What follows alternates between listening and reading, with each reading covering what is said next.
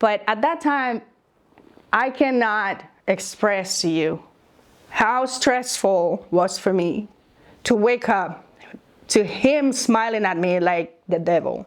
Like, to this day, I think that one of the things that I fear him most, it was not that he tried to choke me. It's not that he put me in situations where I thought I was losing my mind.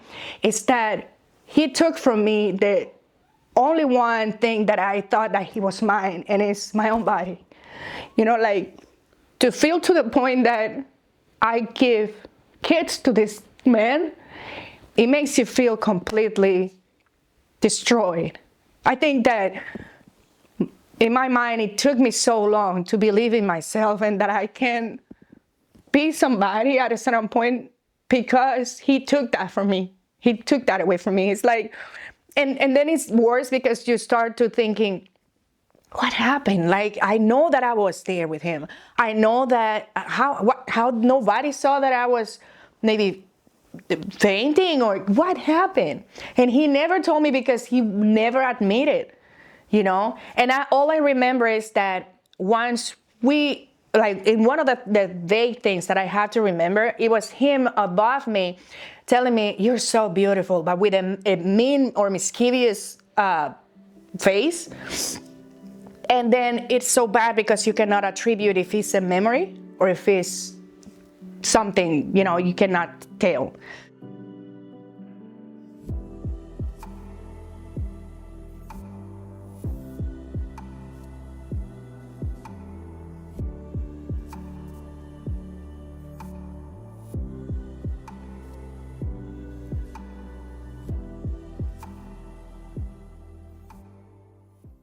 Well, I am from the beautiful Caribbean, the island of Hispaniola, specifically Dominican Republic. I was born in the East Coast, very close to the beach and warm sandy areas, coconut trees and all that. So I come from a culture very family oriented, and I think that that's the good part that of my background.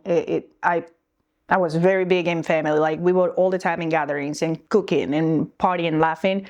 The problem is when my culture has this strict way to raise children. So even though I remember that nice part of my life, I always was a tomboy, and girls are not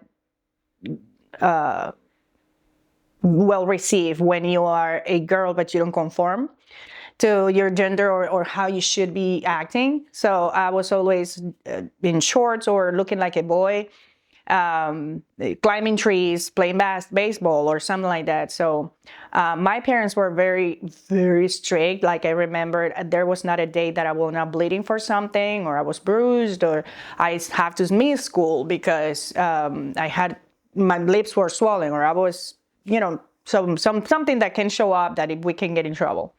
So, and it was not only by hand, it will be using whatever they could find. And that is normal, or seen as normal at that time. I think that by now, I have like over 14 years, I don't go to my country. So by now, I don't know how things change, but I know that I come from that particular issue in my culture. And I think that that's one of the first things that once I was close to become an adult, or I was a mom, I become a mom, I said, this is something that is going to stop in my generation. I'm not going to let it continue in that way. So corporal discipline for me, it is a no. It's a no-go. So and other things that impact me as a child was the fear of a parent when they don't give security to a kid. Like, I'm here for you. It doesn't matter what you do. It's not gonna make me love you less. Or you have to do this to earn my love. You know, that type of a feeling, it really impacts the child. And so that's what I'm really big in. Be there for my kids, talk to them, invite them to talk to me. Like, I can read emotions, and I'm like, are you okay? You know, like, I will be asking all the time. So abandonment, rejection, not recognition, these type of things really impact a child, and it can make a very dysfunctional adult, and it creates a situation for you to interact with other people later on. The lack of trust, or feeling like I'm not fitting in with the rest of adults, and or I can feel stupid doing something. I don't know. I know that most of the fears that I deal with now as an adult, it comes from that particular time in my life that I'm still dealing with. And I think that every adult deal with their inner child at a certain point during their adulthood, when they have go through so much trauma. Love and support, it is something that I never saw growing up in my life, like with my parents, because there was a day that you could say, hey, I want to talk to you about something, or I feel fearful to talk to my parents about anything. I remember that I knew about my period as a girl because I had a book. There was a book in my house. My dad was a missionary, and I don't know. He used to preach in different churches and stuff. So there was books all over, and he was then later a professor in college. So there was books all over, and so I see this book. It was about anatomy, about the different things that women and men go through, and period was there, and I was curious about that time about that. So I started reading it, but just happened that it has a lot of silhouettes of people with no clothes and stuff like that. So in my mind, I'm like, this can get me in trouble. So I went to a closet and I was reading it, and my mom found me. Oh, that was bad. Like she started hitting me with her hands, but then later on she grabbed a broomstick and hit me to the point that I bleed through my ears and through my vagina as well. So I learned early enough that things even that I know that made me curious, it was wrong, or I had to keep it in secret and do my own. And that's how I became resourceful. Thank God I use it for the good things. But it could bring a child to be sneaky and trying to do things that it might look wrong, but it's actually because this kid has a lot of questions and unresolved topics. So that relationship with my mom never get better. And like you might think, well, it's a troublemaker or whatever. Maybe later on when she grew up, the relationship might change. You change her for worse, all the time for worse. And no matter how many things I accomplished in life, that didn't change the fact of maybe the love or the relationship with my mom until this day. So with my dad was very abusive physically. But for some reason, he has the ability that he don't take conversations in the way that my mom did. So I could speak with my dad about things that I never would speak with my mom. So that bring me a little bit closer to my dad. I remember my dad doing my hair every morning for me to go to school. So I remember my dad saying, let's go here, let's go there. Whatever my dad will go, he will ask me if I want to go with him. So I will go to his job because he was in AB accounting, so he has clients all over. So I will go with my dad doing that. I was the special part in church to sing while he was preaching.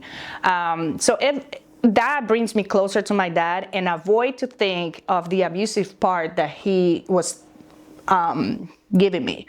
And then later on, when I grew up, my adolescent or teenagers years, to maybe when I get married around 23. But mind you that I was homeless from 16 to 23. And in between, I had a child, my first child. So it was a very difficult time. But for some reason, something happened in between that and when I had my first child, the relationship between my dad and me get even closer. So there was now the discipline part of hitting me and anything like that since he married with another person. I was like, 13, 12 when he married this person. And I was already over my 20s and married. So the things that start changing with my dad, I remember that I was the only one that it was under his health insurance, the only one that have every weekend with him, it was me. And we were going to church together, we go on a beach, we were talking, we borrow money to each other. So that relationship changed and we became really close. But when I have my second child, he died. So I feel like that's not fair. Like now that everything is going so good, or now that I can count on him and I am growing up and, now he's gone, So that's one a part of me that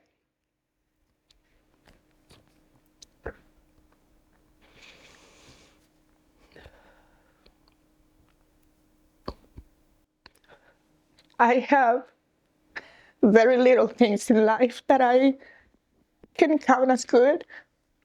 And I forgive my dad for all the things that he did to me, because I feel that we had almost, a little time to amend it. Like, I know that it was not too many years, but I remember that last time before he passed away, I was able to amend those years that it was so bad to me. And I think that at the end, he kind of grew up from there, because he didn't treat his children like that at all. And he even, my half sister, the first one of his second marriage, she is in the spectrum of something. I'm not sure exactly what, but it's one of these children that they are born and then they have like air in their brain or something like that. It's a condition that is by birth or through birth, I don't know. But she's an amazing child. She even finished high school and everything. So I think that he learned a lot. My dad was a very spiritual person, even though he did a lot of things. Before he died, I think he has time to say sorry to many people, and one of them was me. So I feel that part, it just hurt because I couldn't continue that path, but that was my relationship, at least with my parents. With my sister, my relationship was very tight until I was maybe 15. But she left the house right after high school and went to live together with my nephew's dad. I never had a really good relationship with that man because I didn't understand at that time, but I knew that he has a narcissistic behavior that I was not like. I always was the one who was taking care of my sister, even though she's the oldest. I was the one like, dude, don't talk to like that to my sister. I'm very protective since I'm very little, because I didn't receive the protection as a child that I would like to have. And that's one of the things that impact me when it comes to justice and have a voice, because there's many times in life since I remember until this point where you feel hopeless, you feel a lot of fear, and you feel like you want to do a lot of things, but you don't have the support. You don't have somebody that said, I believe in you. Yeah, continue. You're doing great. Even though you don't have everything like secure, like you know exactly what you're doing, but having the confidence that somebody believes in you, it takes a whole other perspective in life. So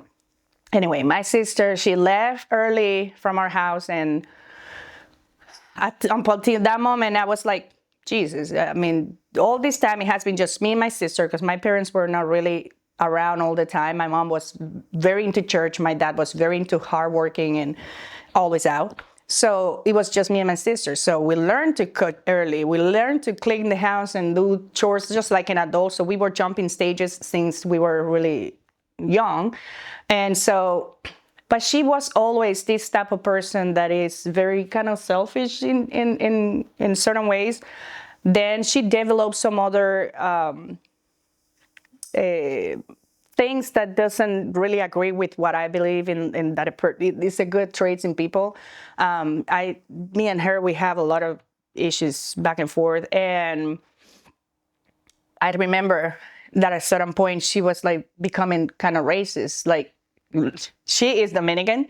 She's light in skin, but there is not a drop of white or Caucasian anything in us for her to call or act racist. But that's when I started to learn that racism is not something about culture, it's about a learned behavior. And I think that her ideas of being with a Black person or stuff like that kind of changed her mindset or whatever. And then she started even act like that with my dad. My dad was a very dark person, way darker than, well, you know, my kids, I think, they are very dark. And so he was very dark, he was darker than that. So she was to the point that she didn't want nothing to do with my dad. And I remember her first child. She was born, and 24 days later she died. And my dad knew the situation. And during those 24 days, we were going to the hospital all the time to see the baby, to see my sister. And my dad approached her partner at that time, and he was about just to shake hands, and he was like looking at up and down and stuff. And my dad just, and so all these things I see from very young, I didn't understand at that time, but I grew up with things that I said, see, I'm not gonna do that. Oh, I'm not gonna act like that. Or yeah, no. So all these things, it formed me to be protective, to be the mama bear that I am, or how serious I am about to be a supportive partner for my current partner or my children. And I'm very big on that because of that. So that was the relationship with my parents, with my sister, which was my nuclear family, that it was supposed to be my protective factor, but it was kind of my risk as well. So that's what I have to say about that. I was homeless completely. Like I was sleeping in parks in my country. I was sleeping under stairs in constructions. It was very dangerous because I had at least two opportunities. One, I got robbed to the gunpoint, and another one, I was about to be sexually assaulted in one of those constructions in my country because I was exposed to whatever happened.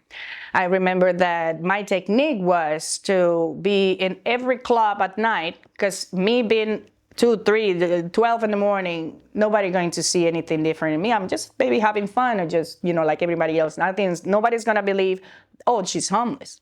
So my techniques was to be around there, and my personality always has been social. So I always find somebody that wanna dance and bring and offer me a drink or something to eat. So that was my technique. So I survived very well for a while like that.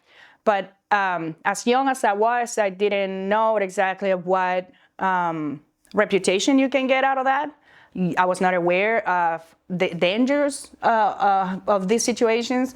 So it worked well for a while. And I remember that when I met him, it's because it was the time where the internet was getting really full. Well, not the internet, but the cyber cafe thing. It was a thing in my country where there was a cyber cafe everywhere.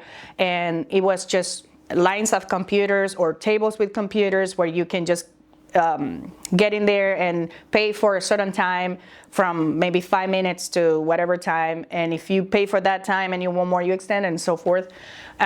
So I was very resourceful. I always were working for money, or I never actually get to the point that I have to ask for money in the streets, but I always where I clean for you, I do the trash for you, or I'm gonna always were like, I'm gonna earn money, but not just the easy way, like, oh, I'm gonna have sex, or I'm gonna, even though I don't condone those things, because it depends on the personality of everybody, but I know that I didn't have what it takes for me to do that.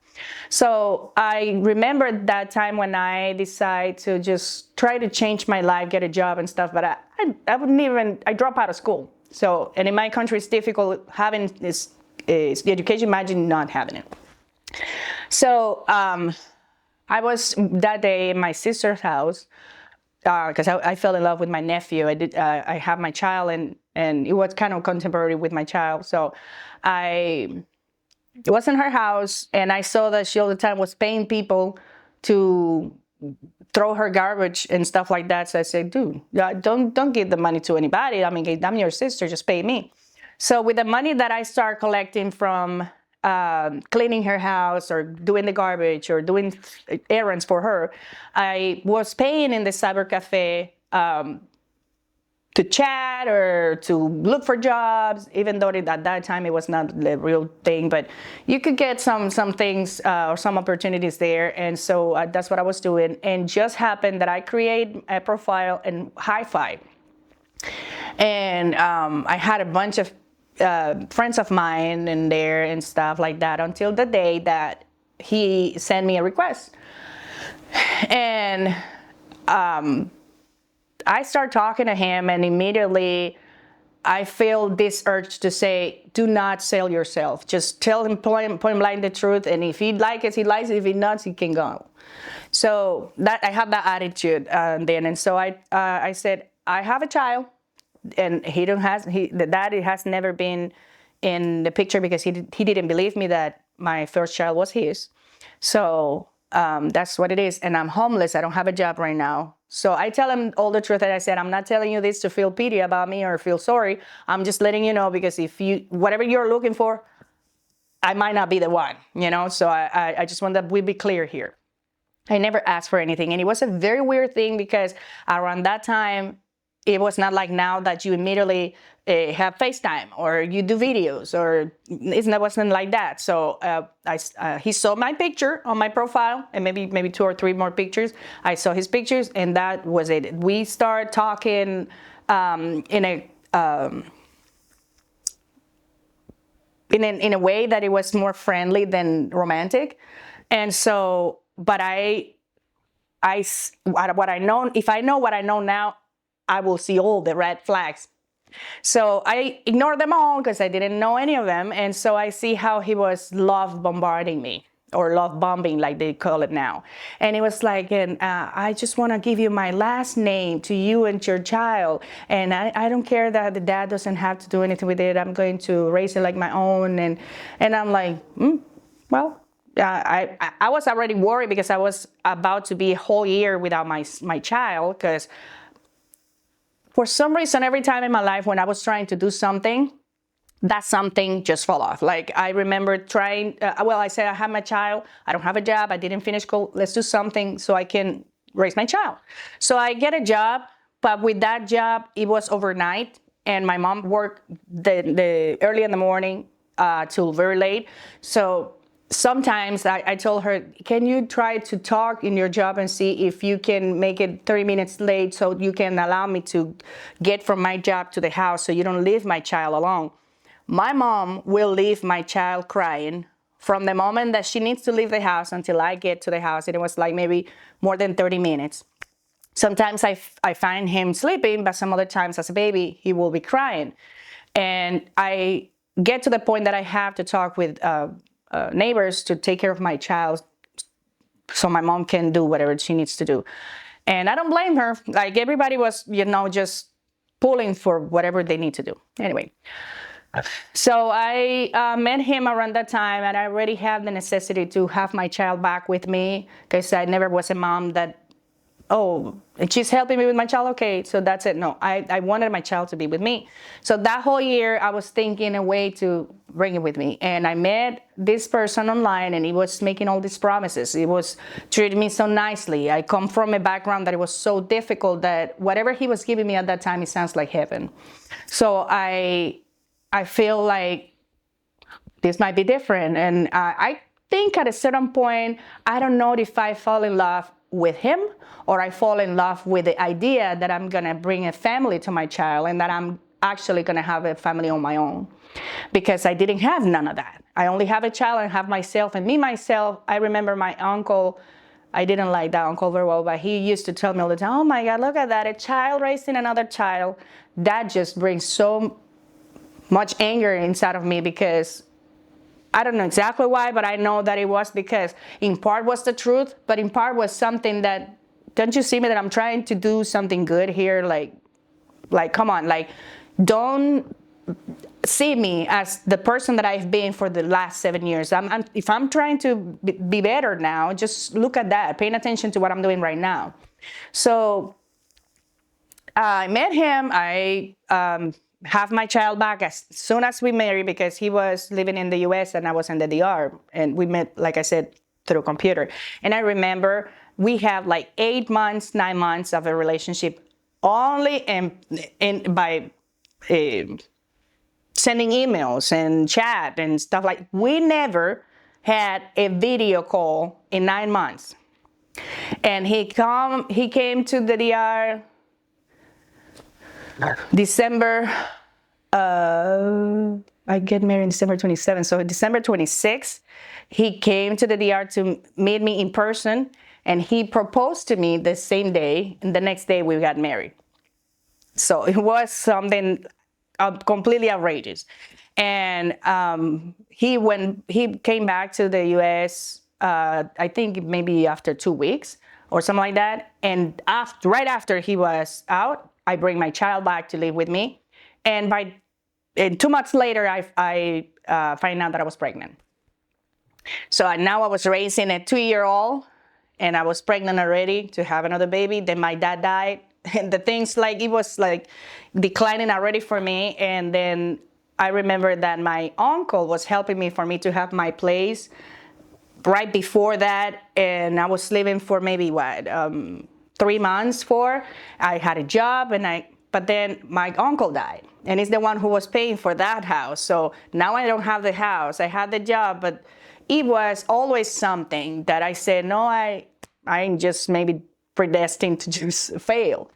So anyways, marry him, and I said, okay, so we're gonna have a child, and we have another one.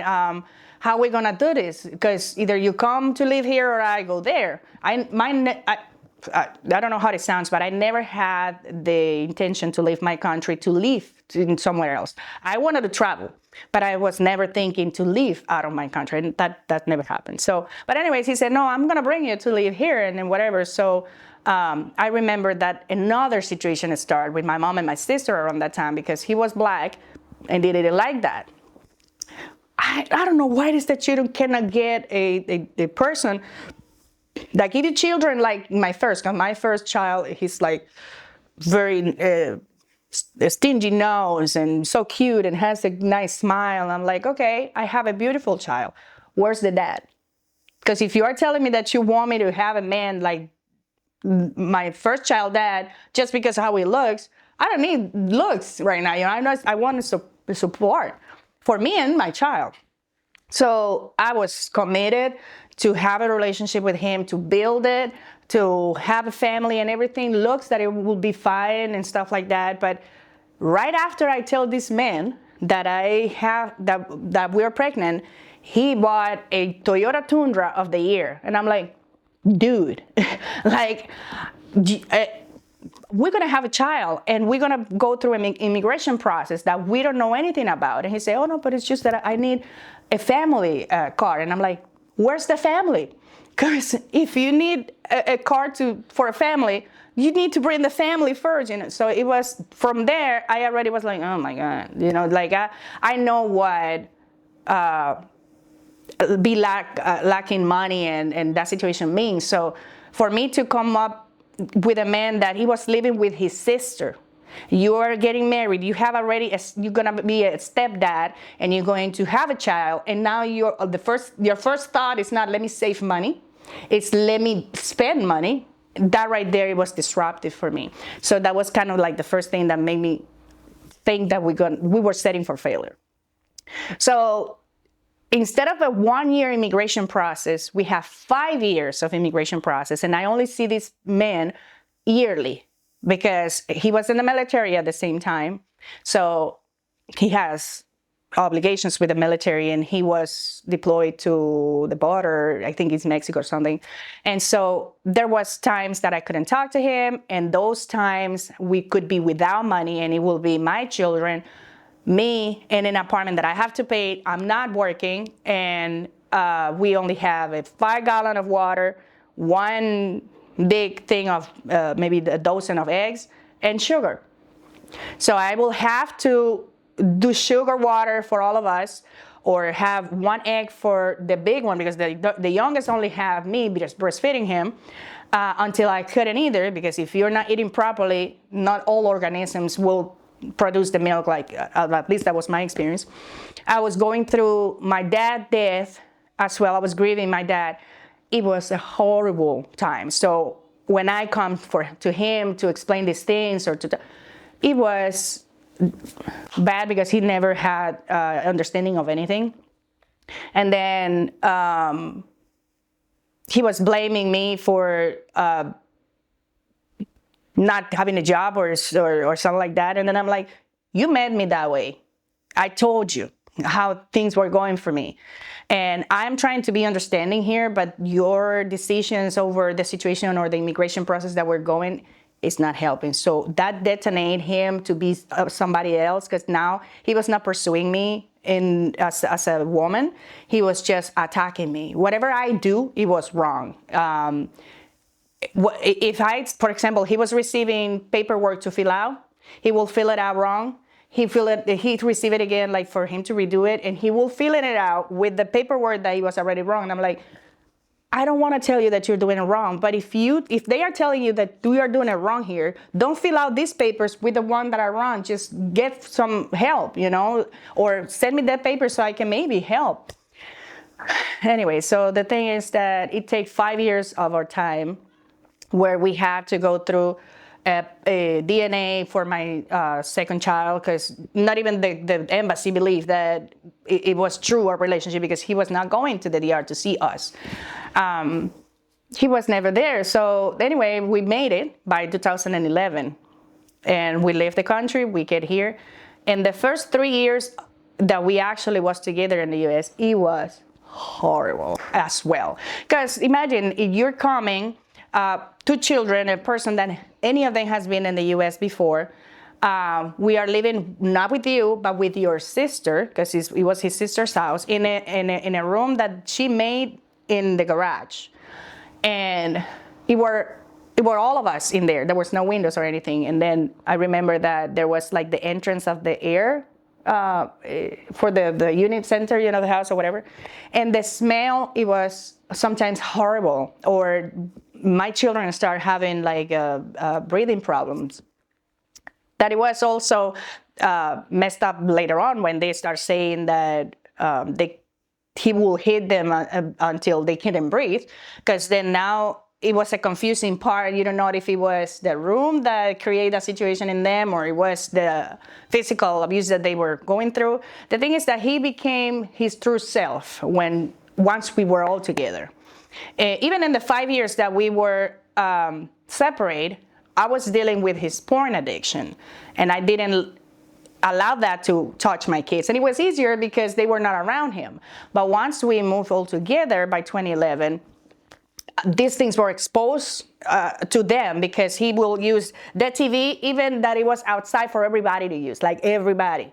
He will use that because it wasn't a smart TV. So I didn't even know that at that time, because we don't come from that wealthy family. So I didn't know that TVs can have internet in there and stuff like that. So, but he will use the TV for that. He will use his phone for that. He will use whatever device have internet for porn. So he will lend his phone to my 5-year-old, and the first thing that he will do at opening the phone, it will have somebody moaning or something there. Something that I really didn't appreciate at all, because I come from the culture that I live in the DR. They are very reserved, very Catholic. So porn or sex is something that, yes, you can say it, but they are not openly like talk between parents and whatever. So I had that mentality already. So it was not okay with me. And seeing my child, and again, I knew at that time that a child could attempt sexual stuff. That's a natural thing. But if you expose him, it will be even worse, right? So I could be sleeping and my child will be masturbating or something just because of that. He will start acting like, oh, I'm going to close the door so I can watch things on my dad's phone. And that situation clashed between me and him. So he started being very abusive verbally at first. And from there, everything just started falling, because they noticed me angry, asking him, why are you doing that? Or can you please stop? Or I'm telling him, I want the divorce. The first time I mentioned divorce in that house, it was, I think, the day that he couldn't take that. It was like a big rejection for him, because he said, you're not going nowhere. Like, you're mine, you're my wife, like whatever. He started being really aggressive in front of my children. And I'm like, what are you doing? What are you saying? Like, if this is not working, I'm leaving. Like, whenever I was like, but we are just starting our marriage. Like, what is that you're acting like that? We are knowing each other. We have to talk. And it's like, see, but that's just what I'm saying. It's like, it's always you, but you're not understanding me. Like, I've been by myself all this time, and I bring you here, and I pay for this, and I pay for that. And then I'm like, you might be right. Like, he got a point. Like, he has been spending all this money. He accepted me with my child when I was homeless and stuff, and I told him everything. And then now that I'm here, I'm just complaining. So I think he's right. Like, and everybody. I remember, I have 2-3 people telling me, but are you sure that because all what I feel is that he's not listening, and I'm like, no, dude, like. Think about it. I mean, what he's saying is true. Like, he's a man. He was by himself. Like, porn is something that men do.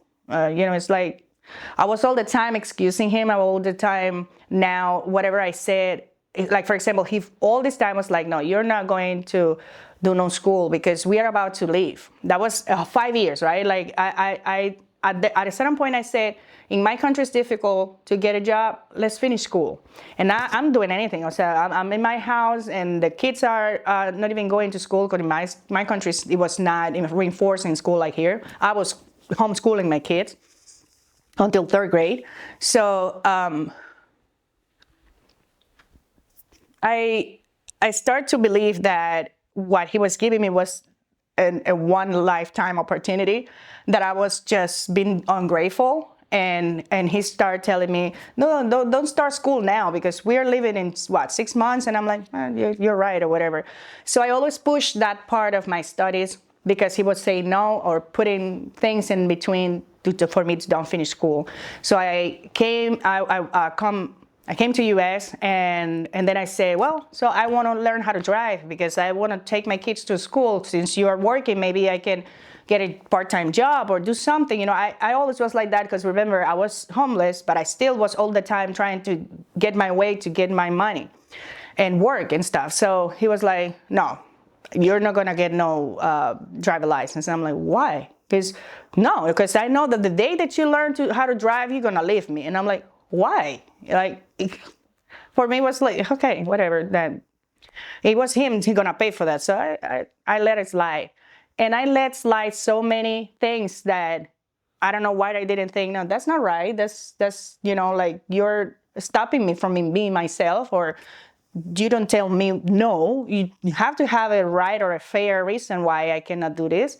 And plus, if it's for the advancement of another person, why would you say no? It's like, okay. But again, I come from this culture where women see the man as the king, and we do everything for them. But at a certain point, there is a line between me treating you like a king because I love you, and because that make me happy to treat you this way, and another boundary completely off, that is, I'm serving you. I'm your maid. So I didn't understand it in any other way. I just was following, I don't know, whatever he makes me feel at that time. So there was a lot of times where I doubt myself in everything, because he made me feel that I was not doing anything right. And obviously, even worse, if I was considering doing it without him. Because if he were studying, I think it was because these people tend to see your potential and not you. So when they see your potential, they see who you could be if they let you. So that scared them, because they're gonna lose control over you. So I didn't see that. I didn't realize that. But afterwards, when I see myself, I remember when I left him 3 years after, and I tell him, no, I'm working with the state. They're going to give me food stamps and stuff like that and whatever, and I want to divorce. He say, I'm just gonna tell you, I'm not paying alimony. At that time, I said, I'm not even asking you for anything. But he makes it sound like if it's the option. Now I know that is all a judge. It doesn't matter what you're gonna say or what you wanna give me or not. That's not how it works. We were married. This is something that it is what it is. But I learned in all this experience I have with him, that sometimes you have to choose or think or decide that your necessity cannot be bigger than your dignity. And that at that time, that's all what I had. It was just myself. So I said, you know what? I'm going to take my 3 children. That is the only one thing that I consider mine around that time. And I'm gone. And I took the car because I had 3 children. And I said, if we were going to be homeless and we're going to be in the street, I'm not going to let them be like I was in my country once, sleeping all over. At least we have a car. We're going to be able to lock ourselves in there at least. So that was in my mind, what I thought. And so, yes, there was many times every day that I doubt myself and that I put his conditions or his thinking or mindset above mine, and that makes it everything worse. You know what he did for gaslighting? I remember I used to smoke, and one of the first thing that I said, you know what, I'm going to stop smoking because I'm around my children all the time. I'm in a house that is now mine, and I have to be outside smoking and stuff, and they don't like that. Going to bring more problem over me. So I tell him, I say, you know what, I'm going to start smoking because this and this and that. Oh my God. After that, boxes of the cigarettes that I used to smoke appeared all over. And I'm like, did I buy this? No, I throw it away. And it was like, I don't know. You're the one who smoked. I don't know. And I'm like, And I end up many times smoking it because he was there, right? So there was a time that he told me, hey, I received this phone from work, and this IT guy, he's an idiot. Can you do it for me? And I feel like, oh, because I was coming from a call center that I was working with, that they give me a certification as a universal tech. And so I knew about phones. I know how to set them up. I know how to do this and that. So I said, well, he maybe is asking for my help. So I did that. I programmed his phone and everything, and I did not know what he was doing with that. I just know that after that day, the phone that I have, it didn't work, period. So he started routing my calls. He's starting to listening to me. He was pinging. He was following me with the phone. It was a mess, and it was making me feel paranoid all the time because I didn't know that was happening until the moment that I left, because I said, and it was something that happened like randomly because I'm very close in paying attention to details. So I have both phones in my hands, and for some reason I just turn on my phone because it keeps dropping, like turning it off. And I'm like, but it has energy. And I see this one responding every time I click in this one. I'm like, and every time I turn off this one will turn on. And this one, and I'm like, oh my God. Like, this dude is driving me crazy. Like, and I point at him because there was nobody else. His family did not interact with me, and they always make me feel like another child in the house. So I don't see them that he was so busy doing anything like that. I mean, this one, every time I tell him, he was laughing and making me feel crazy, telling everybody that I can deal with crazy. She's crazy as a match, and she is plotting. Believing that I want to kill her and doing this by text with somebody.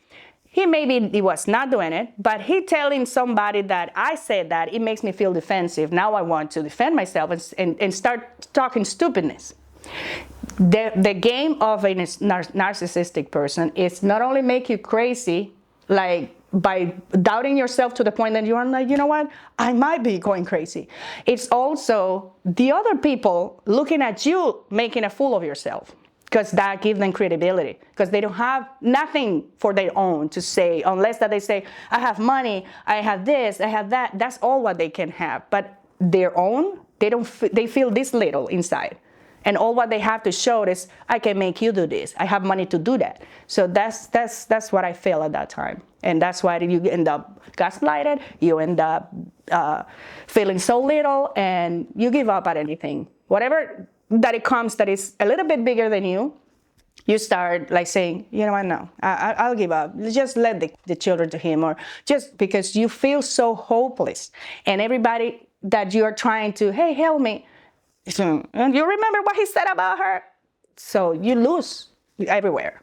It was like 2-3 weeks that I left him in Pembroke Pines, and I'm in Cocoa Beach, in a salvation, in a shelter.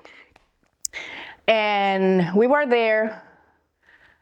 He called me, and say, hey, I know that you don't want no contact with me. That was the first time that I said, maybe this crisis make him, change or understand, because you always keep that faith that he's gonna change.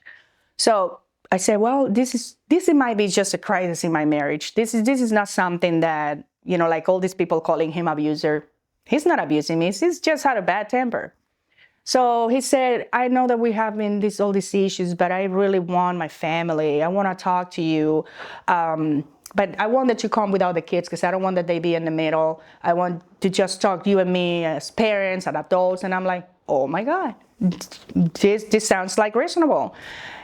Despite of the feel that I have at that moment in my gut, that it was something so new and so random from him that I never thought that he could do, I accept. I said, okay, but you pay the gas for me to go back, because I know I don't have how to drive 3 hours. And mind you, I got my license 3 months earlier than that. So I still don't know how to drive a 75 in Florida. Like, it's not like here. So I drove back from Cocoa to Pembroke Pines. And when I met him, it was early, and his sister tell him, if you don't call the police, I will. So then I have to go back to Pembroke Pines, driving 3 hours there. I get there, and for some reason, his sister tell him that he needs to call the sheriff or the CPS detective, whatever, I don't remember what was the name, to tell her that I was with him. And if she don't do it, she will. And he was giving her only 10 minutes. When I get there, this sheriff or whatever gets to the house, let me out and go with the sister and him talk inside, and then she go back out maybe 5 minutes, 10, and say, so he's saying that you go to his job to stalk him and to do this, that. And I'm like, no, that's never happened. And it's like, wasn't you this date and this date at 2, 3 in the morning in his job? And I'm like, yes. What were you doing there? And I'm like, well, I have his card, and when he got paid, he usually, I go there every morning, actually, around 3 o'clock, because it's when he has his lunch. So I prepare his lunch, and I take him to his job every day. And he's like, well, it's just, and he started kind of, talking, and she said, oh, you're changing the story now. She did that in front of me. So that's when I realized that he took me there, like, to invite a situation. So, there's no other way that I could be present if he don't call me.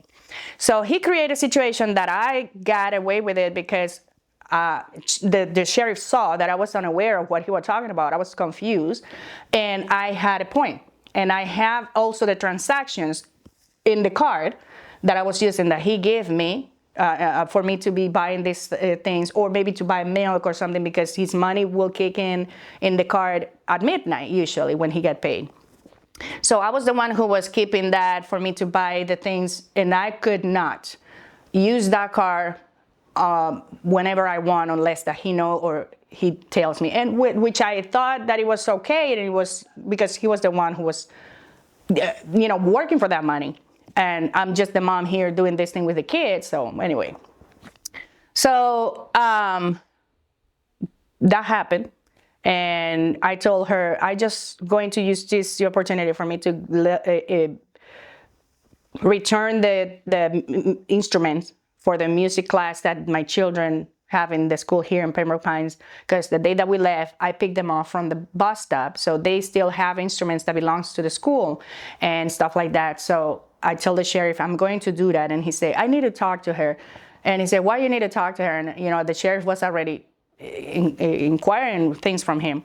He said, no, because we have children, whatever, and I want to do this peacefully. And since she's here now, whatever. I don't know. The thing is that the sheriff bought the story and let me talk to him. So he invited me to a restaurant in the area after I returned the instruments at the school. And when we are at that restaurant, he was so polite, so amazing, and I didn't realize at that moment what he was doing, but the swing moods of you talking about me in front of the sheriff, and then you retracting, and then you invited me to the restaurant, and this back and forth of emotions, I didn't copy that until it happened. So I tell him I had to go to the bathroom, compose myself, and I'm gonna come back. So when I come back, there was already drinks and things ordered for me. I didn't see the menu. I didn't order. He did that while I was in the bathroom. And so when I come back, he said, "Come drink. Let's just have this date and whatever."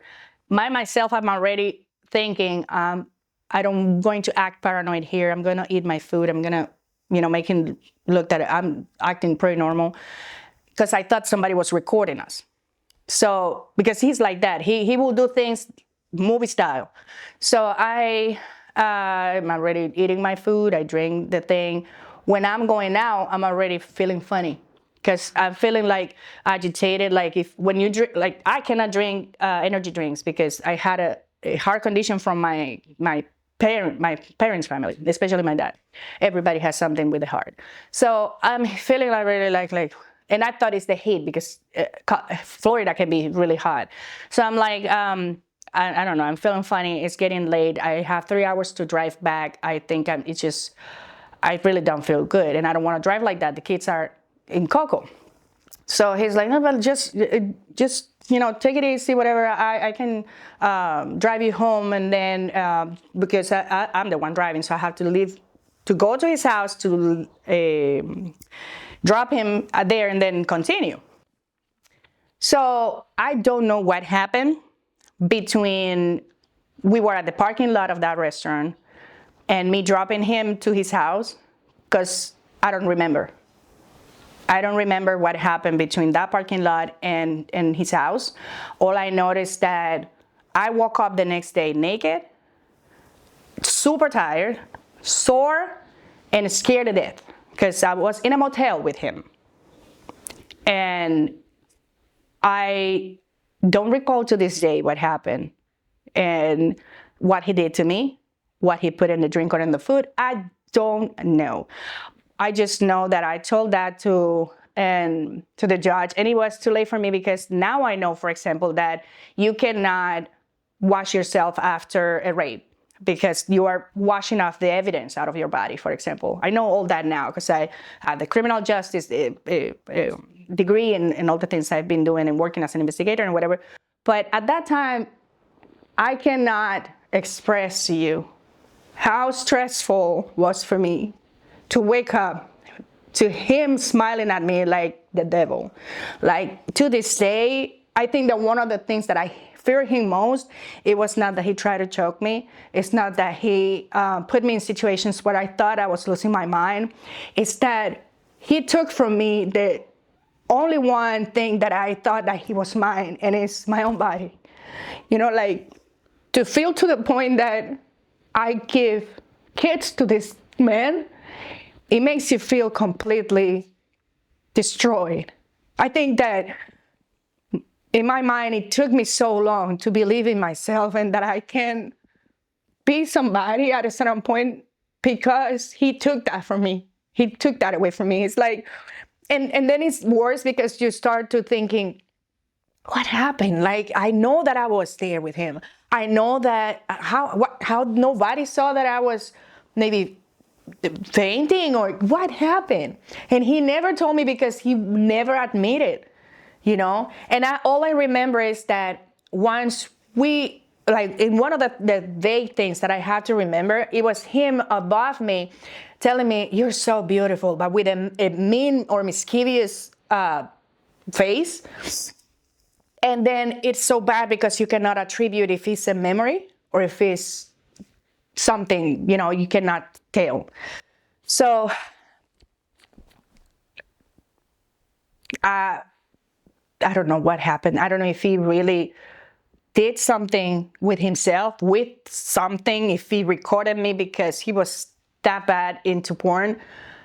The things that you can think about after that is amazing, because you make a whole other movie, and you build fears inside of you that never heal. Because until this day, even when I feel a lot better, when I have confidence in the man that I have with me now, or the relationship that I have, there's fears that sometimes I have to stop and say, that's not Tony's problem, or that's not my current partner problem. This is coming from this part. And and having that moment of so intense in your life that you have to stop to make that kind of decisions in your brain to tell your inner child or your traumas, this is not your time. It is super difficult. It is super difficult. If it's not, but that's what I said, that if it's not because of my faith or how solid I have built that relationship with God and the motivation to know that anything that I could do, it could interfere in the present of my children, I don't know how I could keep in one piece after that happened. Or every time I remember that, it's a bad day. So the day that I decided to leave, I have no idea what domestic violence was. Because if I knew, I will know that I grew up with it. But I didn't. All I knew is that I didn't want any that was going on for my kids. So I didn't even live. I didn't leave because of me. I left because of them. Because in my mind, I was in a marriage crisis. This is not happening because he's an abuser. So that's what the first misconception I have over the whole thing. And so I kept that in mind. The first thing I said, I'm not gonna leave just because I wanna leave. I don't want that he starts saying that I kidnapped the kids, or in my mind, I knew already that he was good at creating stories or things. He already even did something with my social security number at that time that somebody was using it, and he knew about it, and he didn't tell. It was a whole thing. So I knew that he could create something. So I said, kids, and they were very little, the two and a baby. So I tell him, Mommy is going to be doing things that it might scare you. But I want that you make sure that I'm doing it because I know what I'm doing. So do not ask me questions. Just do what I say. And they were okay with that. So we left directly from the bus stop that day to the police station. I told them very calm because I didn't want to look paranoid or anything. I was so scared that they call him and he go and pick us up. But I tell him I need to speak with somebody that has something to do with people abusing others, or a woman being abused in ways that are not necessarily physically. And they put me to speak with some advocate or some type of person, and I explained her what happened, and she told me, tell them exactly how you feel more than what he has done, because that is what is going to tell them why you're here today. So I tell them I'm afraid of the things that he could do, the way that he has been treating my children, and he tried to choke me last night. That did it. They took me an intake and started calling shelters around, and all of them were backed up. And the only one that it could help us, it was 3 hours away from where we live. So at that moment, I was just, I will do whatever he has to do. It doesn't matter how long it's gonna take me. But if you say that that's the only shelter, I'll go. So we made it in 2 days, because it was 3 hours, but again, I couldn't use my GPS, so we were using maps. So I get there on April 1st, 2015, and we were there for 45 days. And I did not receive the help I need in that shelter. I was feeling hopeless and more afraid and more afraid. I really thought that I'm gonna lose my children in that shelter, and they gonna go, all of them go back to him and whatever. But for some reason, CPS protect us and help us for us to move. The same sheriff that he called was the sheriff that did the whole case for us, and he helped us for us to move smoothly from Cocoa Beach to Washington. So when I get here, I remember the next day the police, the CPS sent well check or whatever. I don't know how that works, but it sent the police to my aunt's house to see how the kids were, where we were living, how was they kind of interview the kids, and they were very polite with us, and they left, and I never had another interaction with police until the date of the restraining order that we were in court with a legal advocate to Turning Point. But once we get to Washington and I tell my aunt, he was back and forth, I'm going to rent an apartment so you can go back and we're going to do this and we're not going to be living with my sister anymore. He started to tell me every single point that I was mentioned before that it was a problem for me to make it better. And again, I was not feeling into that. All I heard is that he was trying. He was trying to make everything better. So I should, put my part and just participate. So I believe him oftentimes, but today he told me that he has the apartment, the next day he doesn't. And the next day he said, no, I just called somebody else. And the next day he will say, I lost the check that I put for the deposit for the apartment. And it was a back and forth that my aunt could didn't back me up with what I'm saying. She was like, but didn't he tell you yesterday? I'm like, and it was like until it was like 2 months into that, and her family was coming. So the place that she was reserving for us, it will be actually the room for her family. So we need to leave. And so I was sitting back and forth, and I said, you know what, Auntie, I'm staying. I'm staying in Washington, and I'm going to get a shelter. Are you sure? And I was like, I'm gonna do whatever I gotta do. I've been in situations worse than that. It was all by myself, and if I did that for me to survive, I can do it for my kids. So I tell the kids, we are having now a baby in our own. You are going to be my boys and my bodyguards. So we have to pack up, and we have to be like a wolf pack.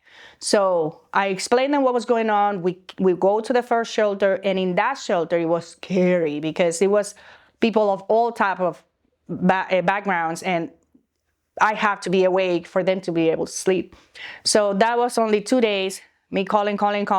I lost the phone. I had to use my last resort to buy that phone or buy another phone. And then that's when Turning Point, getting to the middle with Family Support Center.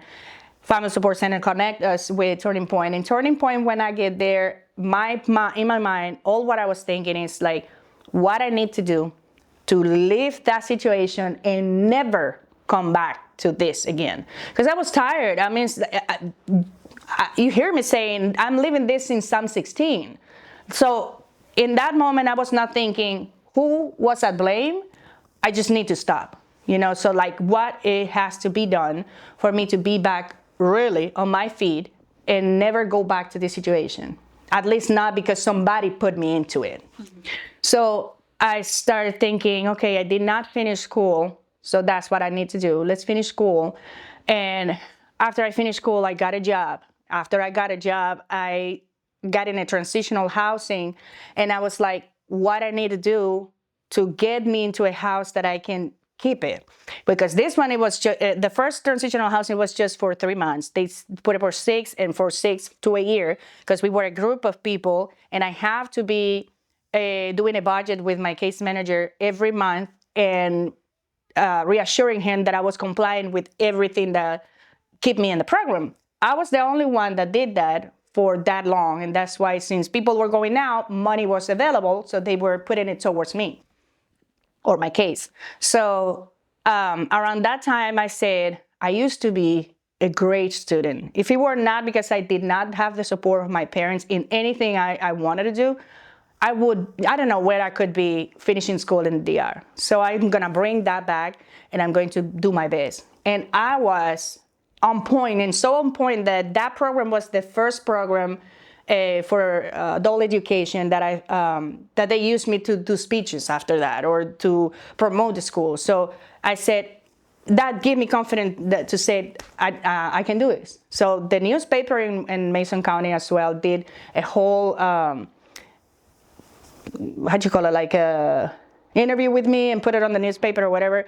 And those things, those small things that I start doing, I'm like, I'm not, this little. I can do this. So those were small things that allowed me to actually feel confident that I was moving forward. So every little single thing that I did, it took me to a bigger one. So I got a car for me to finish my school, because now it was not just in Shelton where the thing is a loop and the bus is free. Now I have to go to Olympia, to SPSCC, to finish and complete my classes for high school. So here's come this person that donated her car to me and gave me the keys and said, go finish school. So now I was going to Olympia, finish that. And I finished so good in there. And that was my first graduation. I have a picture of my 3 kids in that day. And then after that, I found a job and I started being resourceful. Like I said, this job is not gonna pay all my bills and expenses in this house. So what resources I have here in Shelton? After DSHS, I have food banks, I have clothing banks. I didn't even know that exists, so I learned about that. So in our first winter, because mind you, we come from DR and Florida, we don't know about no snow or cold. So that church has a clothing bank, and I got everything for our first winter in Washington for my kids and everybody. So from there, now I was knowing things that I can go to, resources that I can get money, or that I can apply, for example, to pay my electricity in winter, that it could go up to maybe $700, because that house didn't have insulation. So it could go to $700 with all the heater on. It was huge. I didn't have that money. So I could apply for that, and they will give me like $1,000, and whatever was left after that, it wasn't remaining. So by the time that I moved from that house, the PUD gave me money, because it was more money than I actually needed left. So I was very good at keeping my stuff paid, my house and everything. And so I learned little by little to have confidence that what I was doing, it was secured in solid steps. So I think that one of the things that I would like that people that are going through domestic violence or narcissistic, or dealing with narcissistic people, is that the first thing that they destroy is not only you as your identity, but the possibility that you believe in yourself. It's like, I'm going to make that you don't believe in yourself, and that nobody believes in yourself, and that you just surrender to me because I'm so great. And you have to admit that I give you this, I give you that, and whatever. But giving you things, material things, it's not that you're ungrateful with that person, but you don't owe your life to that person. You are grateful. You are going to teach other people that that part of this person was good. But if that goodness that he was giving you, it was for them to put it against you, or to use it to make you feel that you cannot get those things on your own, then it was not nice. It was not coming from a good part of their hearts, you know. Because when I help you, if I'm helping you expecting something in return, I'm doing business with you. And you don't want to do business with a partner like that. So I think that the best thing that you can do when you are dealing with people like that is to reconstruct yourself. Is to start from the very beginning. What was the first thing that it hurt me? Heal that. Then later on, do something good about that. And then the next one. But if you try to, I'm going to become better, I'm going to be this and that, you don't have that strength. At that point, when you decide to be yourself, you don't have that strength. So you're going to have to create a network. And that network is little by little. And you're going to find people that are going to hurt you as well, because there's a lot of people out there that is going to help you again, but just to have an interest saying that they help you. No, because they find something in you that is going to, that they are doing it because of love. It's not out of love, it's out of interest.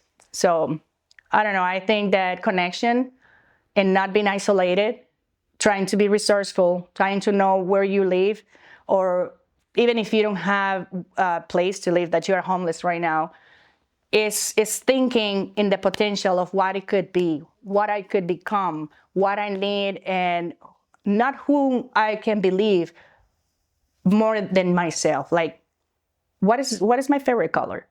Why it's the job that I would like to have. What is that I want to wear? you have to know yourself, and you have to reconstruct your life from the inner to the outside, because that's what they destroy first. And if you don't have yourself, you cannot believe in nobody else. I remember when I get to Washington, this person that was helping me and later on donated her car to me, I was so scared because I thought, this is another one that is gonna let me fall. This hasn't been any different from now. And when I had to give her my phone number, I was afraid. I was like almost whispering, because I didn't want that people hear me, because I don't know around who was, against me. It is a fear that you cannot control.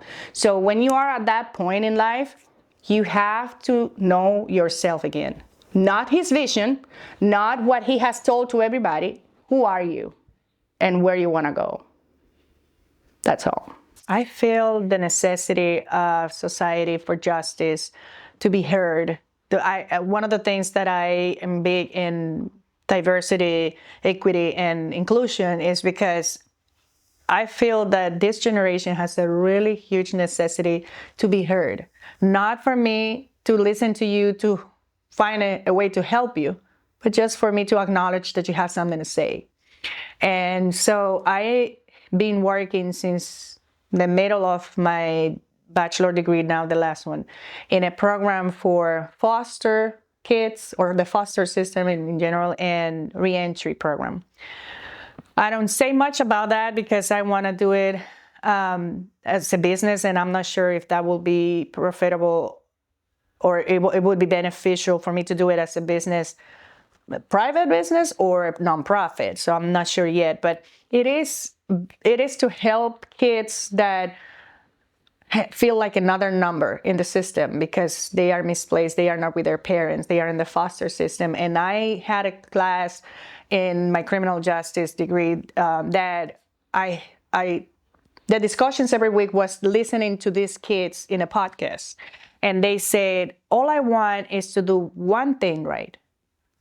And that brings me to believe, what are those things you're doing wrong?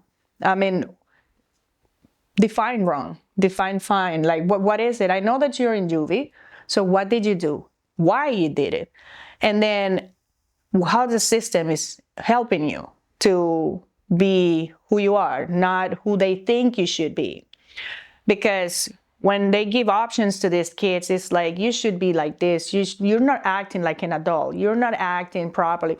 What means to act like an adult? What that means, like, because even adults, are not acting. And then this girl was saying, and I know that the day that I knew that they were treating me or mistreating me is because they put handcuffs on me. You don't do that to children. You just do that to adults. And I was like, it's a misconception. It's like to listening to them. It's like you see these kids going from stepping up as parents because this one is in drugs or this one is drinking too much, and then they feel that, oh, I'm the one cooking. I'm the one. I just want to be a child for one day. I don't want to get to worry about this or that. I just want to be a child. And that brings me to that idea to help the foster system, not as placing them in a house or a family that we know how things can go wrong. And the reentry program is for these people that they're criminals, but there's a lot of them that they don't want to stay in there. But then you cannot heal in the environment that make you sick. So you need to come from here to this, but then what's next? Like, okay, I made 2-3 years in jail. Now I'm out. Now what? Because the society is not going to give you a job that easy because now you're a convict. Oh, now I have all these talents that I can put to something good, but they don't pay me accordingly, or I don't have a job. So now I'm in the system, public assistance, but what else? I mean, it's that really all what I am. So this program that I've been working on, it addressed the necessity, the emotional situation that these two systems have. So that's something that I'm working on, and I'm working on the nonprofit for helping people through domestic violence, or that they are going through these situations and that are trying to better their life. And in the way that I see it, I might find a lot of people that are disagree with me, but domestic violence is not different when it comes to the legal system. It's like you are hopeless. You feel that situation in your life, it's a mark in your life that is not going to erase from there. That's what I said. I'm a domestic violence warrior, not a survivor. Yes, I survived that. But if you said I survived that, that means I'm not there anymore. I'm doing this. Recognize me for what I'm doing right now, and how I did it, and why I did it. It's like you have to address the person first. You have to address the emotions first before you address what she's doing or what he's doing or what he did or where you're going. So that's what I'm big right now. I'm in the transition to, and I am feeling emotional many times when people address me in a sharp way, or like they come like for example, you might say, oh, so you're working on that? Yeah, like you should do it too. Like when people address me like that, I feel it, and sometimes I get really emotional, but it's because I'm in a transition of who I was and who I am and who I want to be. And I feel that society right now should be paying attention to the generation that is raising. Like I went to Pride Parade out in June with all my kids, and I was in a shirt that I create myself that it says "Free Moms Hugs," because it makes me feel not only that it fill up a part of me of those hugs that I didn't receive from my mom, but it also makes me believe that there's so many kids that doesn't have that out there, and they feel. I don't think it's a problem with their identity that we have to blame the parents for. But come on, it's your child. You have to be able to fill up that necessity of them before you give them food, before you give them shoes, before you give them a phone, anything that they want. They need you first. And I never had that, so I'm trying that my kids have that, my stepdaughters have that, and any other kid that is out there feeling like a zero or another number, I want to listen at least and try to give them a voice if they don't have one. Survivor is a person that have no another choice but believe in themselves, in whatever that only one thing that they know about themselves that they are good at. It doesn't matter what it is that I could be a great singer. I do amazing karaoke, but that makes them feel good about them. So the survivor is a person that says, you know what? I'm not going to let this situation to destroy that one thing I believe that is good about me. So in my case, like I said, the day I left, I didn't leave because something that I was afraid of. It was my kids. My issue was my kids. So this is the only one good thing I have right now, and I'm going to fight for them. So a survivor is a person that is living in an extreme situation that is destroying that only one good thing that they feel they have to protect. And they will do and go long ways to preserve the goodness in that. I think that life, it just is a big series of surviving. Like when we say, not just one day at a time, it is surviving this thing. And more if you are with traumas, with triggers, that it just sabotaging every single minute of your life, that you have to make better choices. So in the way that I fit in the word survivor is because, yeah, I went through that, but I didn't make that to be who I am. I didn't let that thing to be who I am. So I overcome and convert it into something else. So once you are in the middle of that situation and you don't see how you're gonna go out, but you decide to hang on to that thing that is the only one thing that keep you sane and keep you moving, that makes you a survivor right there. It's not after the fact. It's not after I'm not dealing with domestic violence anymore. It's when you already decide that this is not going to kill me. It's like, I'm still homeless. I'm still dealing with domestic violence. I'm still not with a job. But if you keep moving one day more, one more day, that makes you a survivor right there. Because you are dealing with it. You're still keep swimming, right? You see that is the shore is really far away, you know, but you keep swimming. So that is another chance for me to survive. But if you stop, if you just stop, you're gonna drown. So a survivor is a person that it might not reach the shore yet, but is still swimming.